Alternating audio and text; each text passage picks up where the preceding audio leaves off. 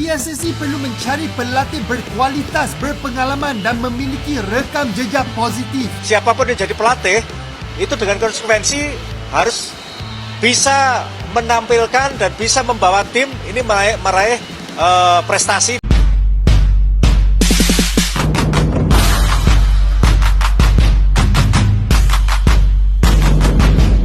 Kluivert out. Hashtag Kluivert out. Udah banyak nih beredar trending topik. Misi gagal total. Kluivert mundur usai Jepang ubah Garuda jadi bulan-bulanan. Bahwa ada PR banyak, ya for sure, definitely. Tim kita itu seperti ini. Kadang kita bisa bermain oke, tapi lawannya juga selevel kita.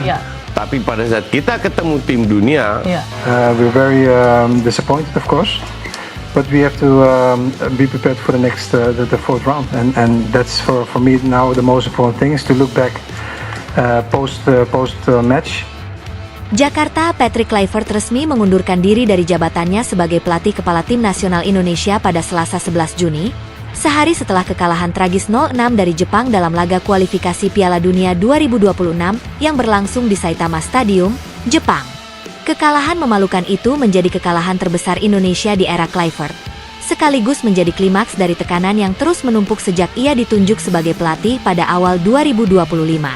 Dalam pernyataan singkat yang dirilis PSSI, Kluivert menyampaikan permintaan maaf kepada seluruh pendukung timnas Indonesia dan mengakui bahwa hasil buruk ini sepenuhnya menjadi tanggung jawabnya.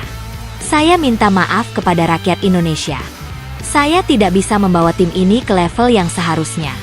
Saatnya orang lain mengambil alih tugas berat ini, tulis Kluivert dalam pernyataannya. Laga melawan Jepang seolah menjadi mimpi buruk yang tak berkesudahan bagi skuad Garuda.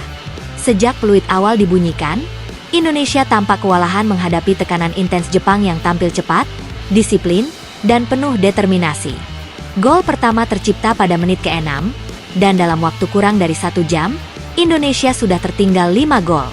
Meski sempat mencoba bertahan lebih dalam dan memasukkan beberapa pemain bertahan di babak kedua, serangan Jepang tetap tak terbendung.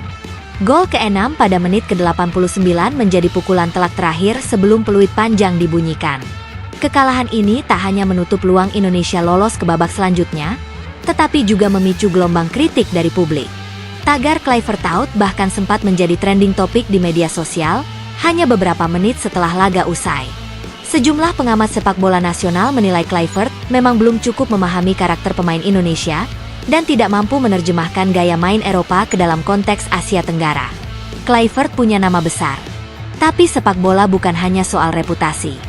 Butuh pemahaman budaya, adaptasi taktik, dan komunikasi yang kuat dengan pemain lokal, ujar mantan pemain timnas, Yeyen Tumena.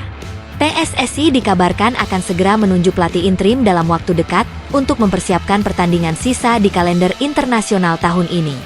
Nama-nama seperti Shin Tae-yong, yang sempat kembali jadi konsultan taktis, Rahmat Darmawan, hingga pelatih lokal muda seperti Fahri Husaini mulai diperbincangkan sebagai kandidat pengganti. Kluivert sendiri datang ke Indonesia dengan ekspektasi tinggi. Sebagai mantan striker legendaris Belanda dan ex-pelatih di beberapa klub Eropa, ia dianggap membawa angin segar.